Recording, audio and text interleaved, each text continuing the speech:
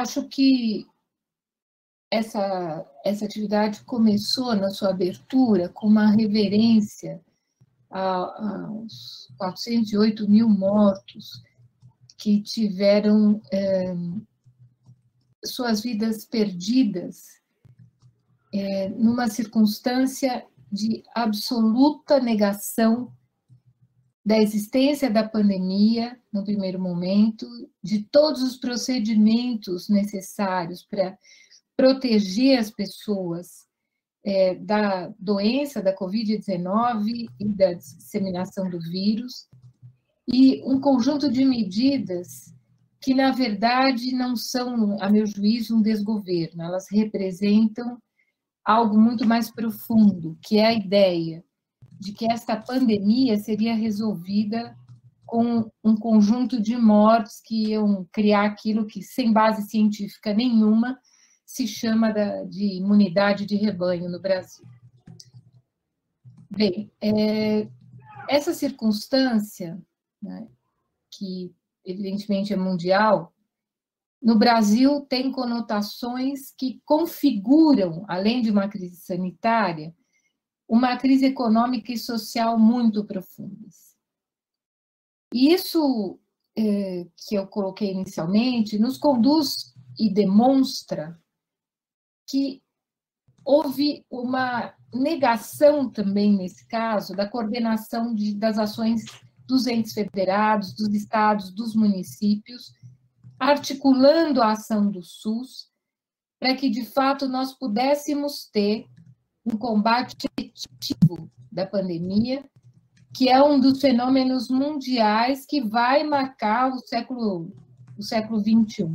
Não é? Nós temos uma circunstância do ponto de vista da educação, da economia, da vida social, que será o antes e o depois da pandemia, no contexto, no nosso país, de uma crise econômica extraordinária, que ganha contornos mais graves pelo tratamento que foi dado, não só à pandemia, como à política econômica. Bem, nós, como eu disse, vimos uma resistência absoluta do governo em realizar uma campanha que permitisse, de fato, o uso de máscara, o afastamento social e a coordenação das ações do Sistema Único de Saúde, sem o qual a nossa situação no Brasil seria absolutamente trágica.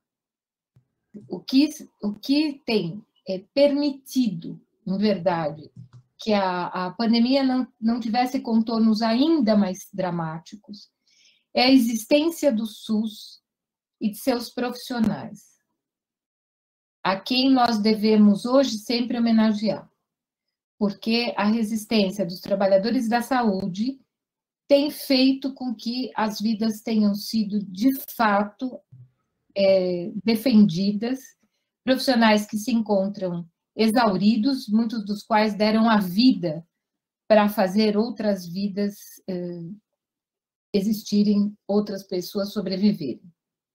Bem, nós temos hoje ainda uma ausência de políticas de vacinas. Essa ausência já foi pior. Não obstante, o Brasil tenha o Programa Nacional de Vacinação e toda uma estrutura para vacinação via SUS, que tornou possível que campanhas bastante expressivas e significativas no país acontecessem no máximo um semestre. Então, a estrutura que o Brasil tem para vacinar, em havendo vacina, tornaria possível que nós estivéssemos num nível de combate à pandemia muito mais avançado. A isso se soma a circunstância de que tanto a demora na aprovação da primeira leva do auxílio emergencial, que deveria ser de um salário mínimo e não apenas de R$600, que já foi uma vitória naquela circunstância. Depois, o atraso em relação à segunda leva do auxílio emergencial e a sua redução torna muito difícil que as pessoas possam ficar em casa.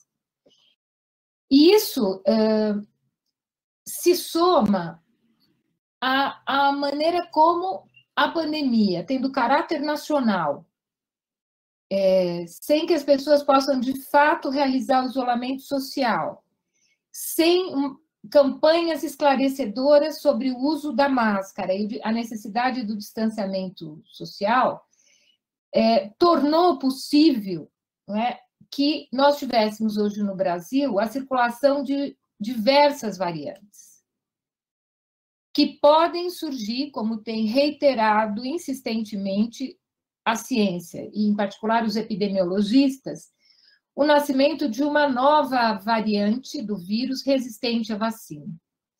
Esse é o temor e é o perigo que nos ronda pelo fato de que nós não temos, de maneira articulada, um processo de vacinação e testagem em massa, como deveríamos ter e poderíamos ter, considerado a estrutura de saúde do Brasil, e, ao mesmo tempo, uma diminuição significativa da circulação de pessoas. Hoje, o que diz os profissionais da saúde, os pesquisadores da saúde, os cientistas, é que nós temos um descontrole da taxa de transmissão. E, ao mesmo tempo, temos verificado o atingimento da população mais jovem, inclusive das crianças, e uma circunstância de dificílimo abastecimento e sobrecarga do sistema de saúde. O que leva, em muitos estados também, apesar, não só por parte do governo federal, que essa condição, digamos, de descontrole, desrespeito pela vida, em todas as suas dimensões, ou seja, as pessoas fogem do vírus e encontram a fome, fogem da fome e encontram o vírus. E essa circunstância também, em certa medida, é reforçada em alguns estados, pelo fato de que se controla as UTIs. Nós não podemos continuar combatendo a pandemia apenas tendo em consideração a oferta de vagas nas UTIs e nos hospitais. A defesa da vida envolve muito mais do que isso.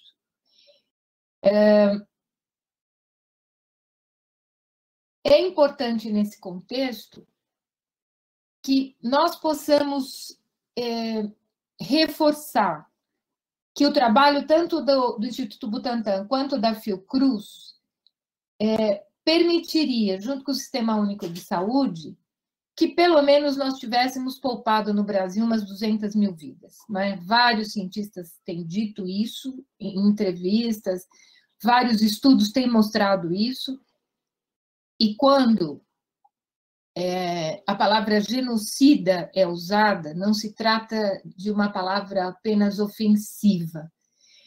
Essa palavra reúne, sintetiza o conjunto das políticas que têm sido desenvolvidas no Brasil, que combinam múltiplas descoordenações e múltiplas desatenções em relação à vida.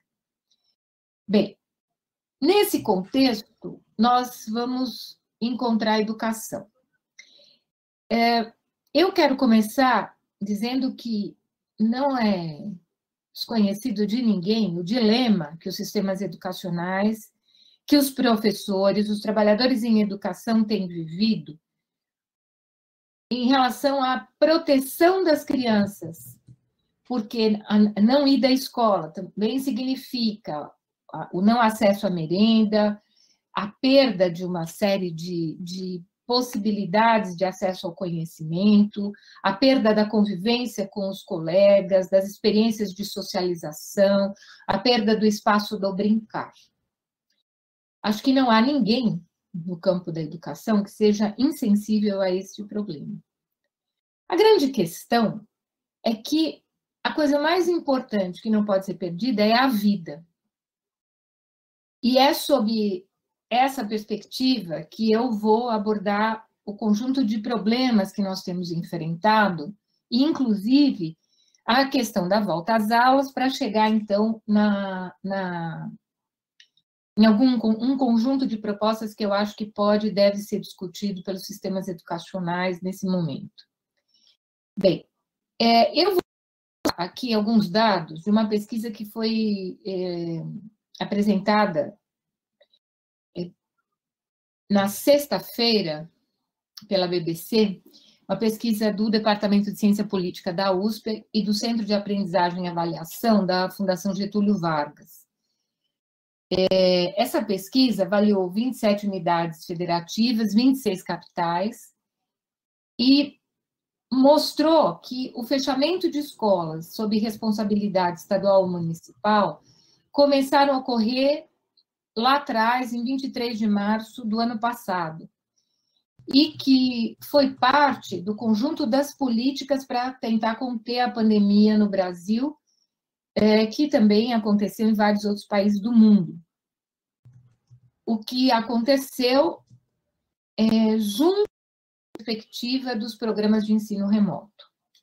Essa pesquisa envolveu indicadores que mediram velocidade, duração, tipos de programa, e um indicador construído por esses pesquisadores chamado de Índice de Educação à Distância.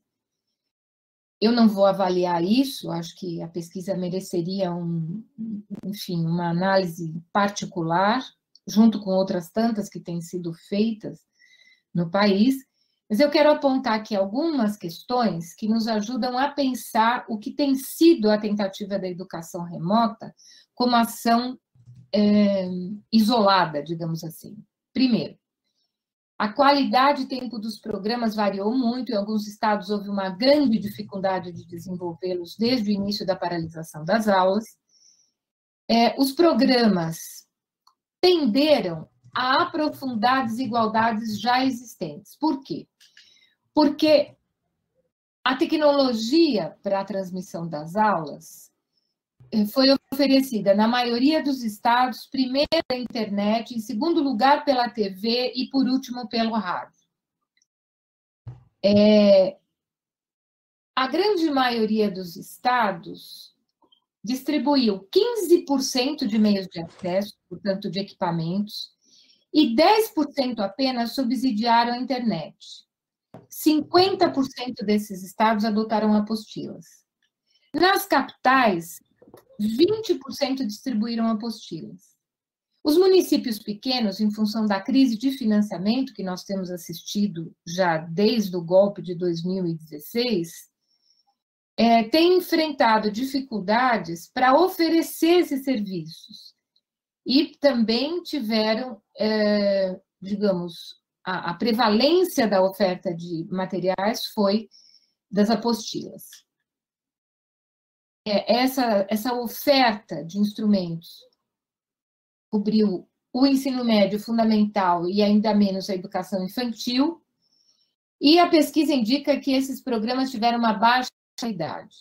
Eu não vou entrar aqui nas questões do índice, por conta de tempo, mas quero indicar algumas questões que são muito importantes para nós refletirmos. Primeiro, a grande maioria das famílias, das crianças, especialmente da escola pública, a pesquisa fala do conjunto das escolas, mas nós sabemos que na escola pública isso é mais evidente.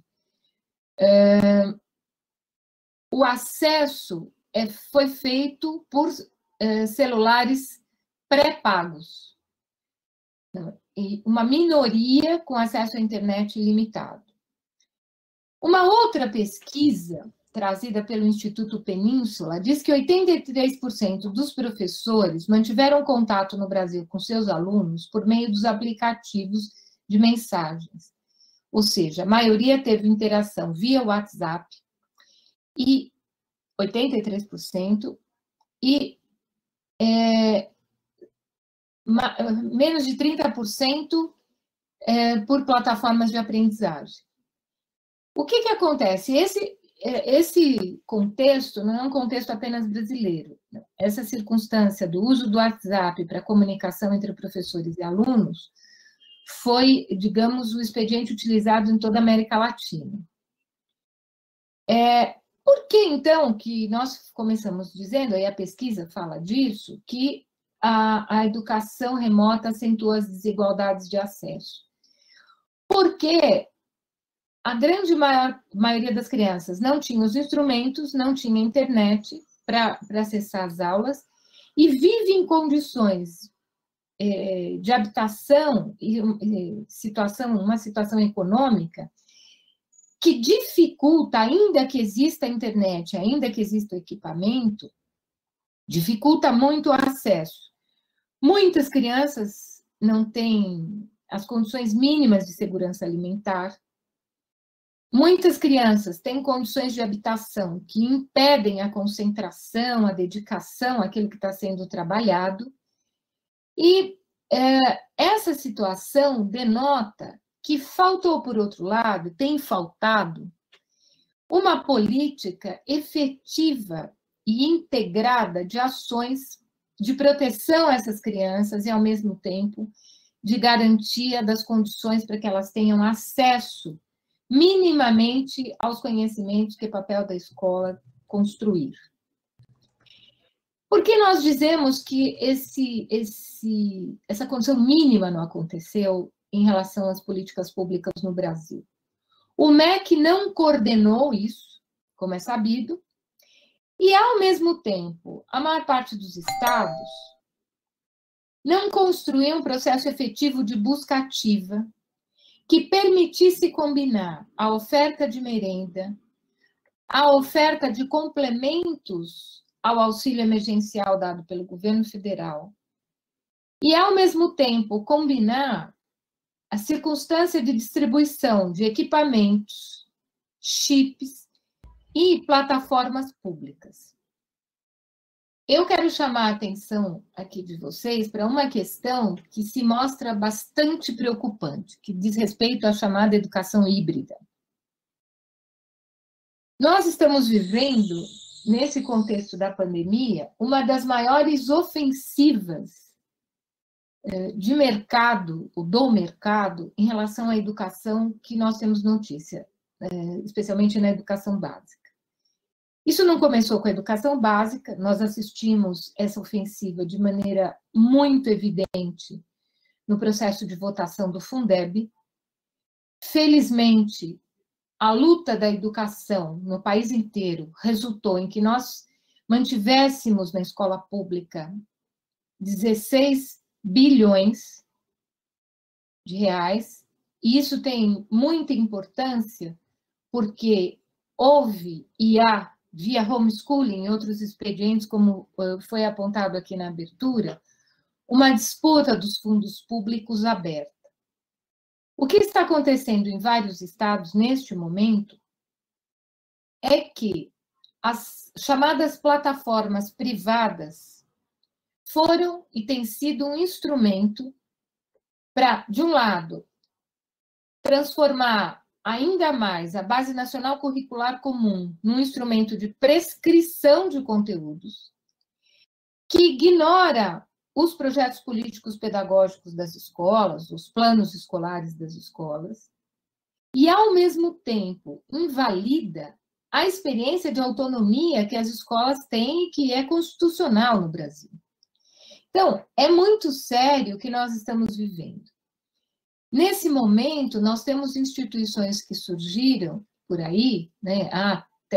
Foi criada ano passado uma Associação Nacional da Educação Básica Híbrida, e esta associação, eu tive lendo os textos recentemente, eu pude constatar que ela trabalha com a ideia do que se chama agora de pedagogias ativas, ou seja, a retomada de Paulo Freire, de Vygotsky, Luria e outros autores do socioconstrutivismo, que marcam o pensamento socioconstrutivista, e esse domínio dos autores vem em benefício do que se chama um atendimento específico para os alunos.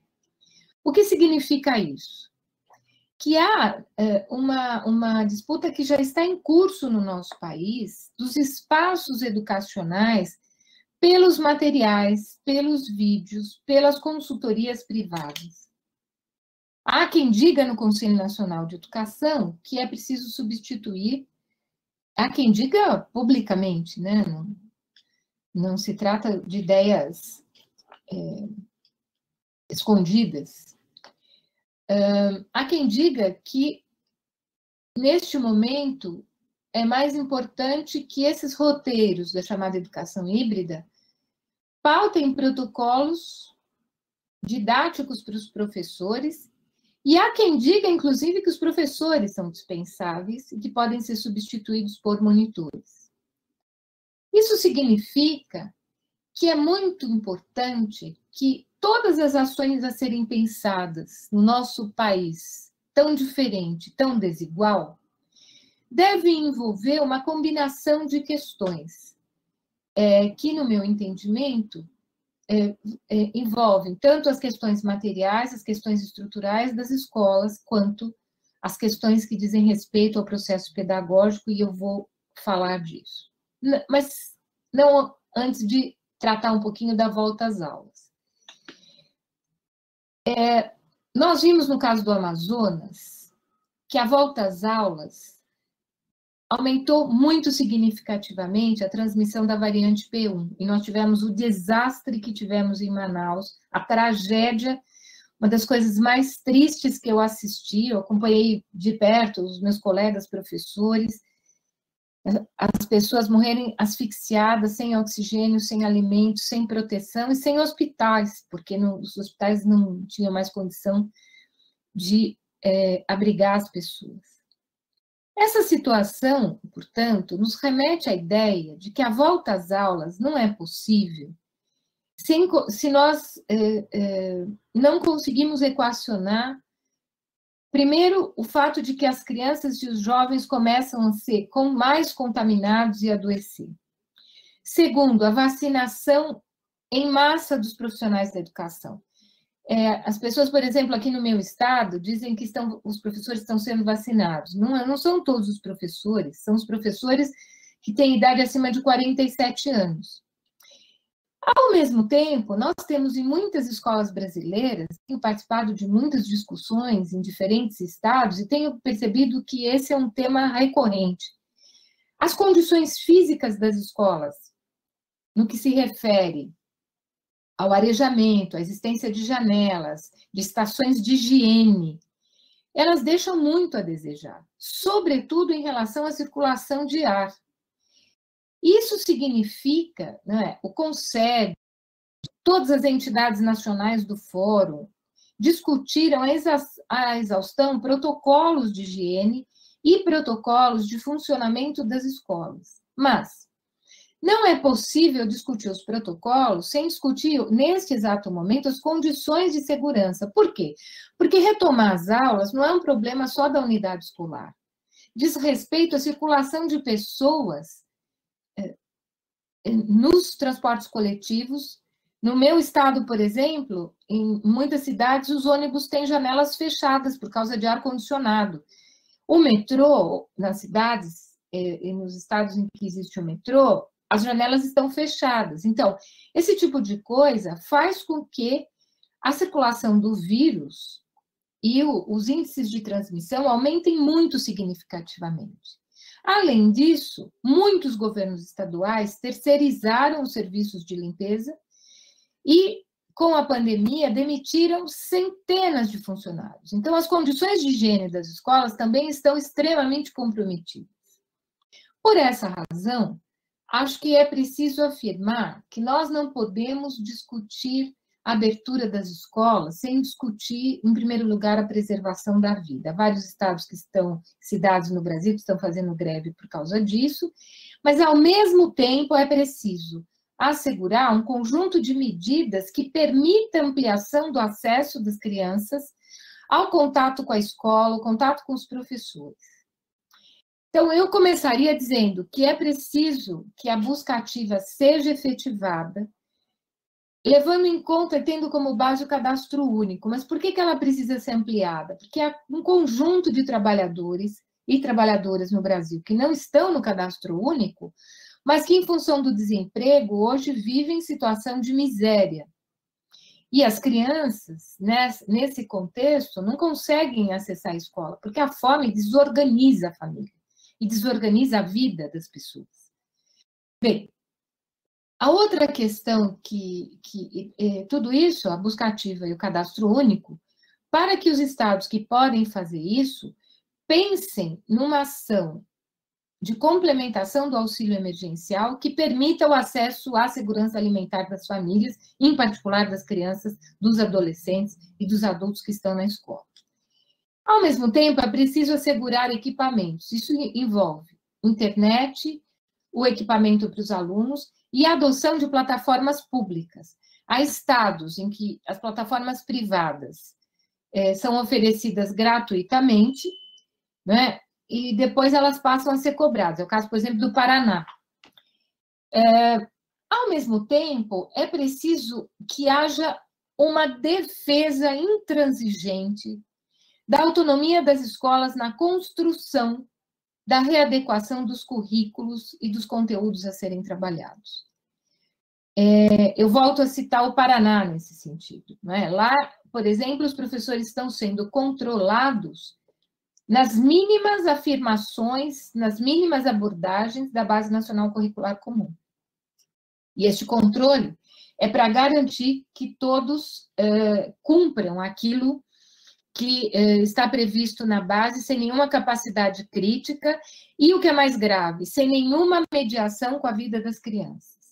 Meu tempo já está terminando, mas eu quero reiterar o seguinte. Eu quero falar dos ciclos, mas antes de falar dos ciclos, é muito importante que, neste momento, a escola seja um espaço de referência muito forte para as crianças. Há crianças que perderam a família inteira. Há crianças que perderam o pai e a mãe. A orfandade passa a ser um problema de Estado no Brasil depois da pandemia. E a educação não pode, ao retomar qualquer contato com essas crianças, retomar conteúdos como se nada houvesse. E mesmo no caso das famílias que não perderam, felizmente, nenhum ente, ainda assim, é preciso que se trabalhe, que se leve em consideração o que aconteceu com o corpo das crianças, o que aconteceu com a cognição das crianças, com as experiências culturais, o que aconteceu com o brincar, o que aconteceu com sentimentos, tanto aqueles ligados à perda, quanto aqueles de angústia, de medo. Tudo isso é parte do processo educacional. Nós não podemos não lidar com essas questões a partir de plataformas que visam simplesmente reproduzir conteúdos de maneira mecânica. E termino dizendo que uma das perspectivas que me parecem mais promissoras para a discussão com os sistemas municipais e estaduais de educação é a ideia de ciclos. É a suspensão das avaliações censitárias até o fim da pandemia e, ao mesmo tempo, a construção de ciclos que possam reorganizar os currículos, tendo como eixos conceitos e movimentando o trabalho nas salas de aula, não só em função do ano de cada criança, mas das experiências que elas tiveram na pandemia e o contato que tiveram com os conceitos e os conteúdos em cada área. Mas eu volto a dizer, isso não pode ser feito ignorando os projetos políticos pedagógicos das escolas e não pode ser feito de maneira nenhuma ignorando a realidade dos trabalhadores em educação e a realidade das crianças, dos bebês, dos adolescentes e dos adultos. Nós precisamos chamar atenção para esses problemas e abrir essa discussão de maneira ampla no país, porque nós não temos condição, por meio da ação remota, de repor todas essas questões de uma vez. Agora, nós temos condição, por meio da ação remota, de defender a vida antes de qualquer coisa. Não para diminuir a pressão sobre as UTIs, mas porque a vida é preciosa para que o nosso país possa desenvolver a sua vocação de justiça, de liberdade e democracia, de um desenvolvimento econômico que permita a maior distribuição de renda e que permita a inclusão. Nós temos milhares de trabalhadores sem trabalho. E temos milhares de trabalhadores, dentre esses 408 mil pessoas que morreram tentando defender o seu alimento, tentando defender a sobrevivência das suas famílias. São os indígenas, são os negros, são as mulheres E são as pessoas mais pobres que morrem em primeiro lugar no Brasil, uma vez mais. A educação não pode colaborar com isso, na minha opinião. E eu espero que essa discussão que vocês estão fazendo contribua muito para que o Estado de Santa Catarina dê um passo na superação dessa realidade, que é regional, mas também é nacional. Muito obrigada.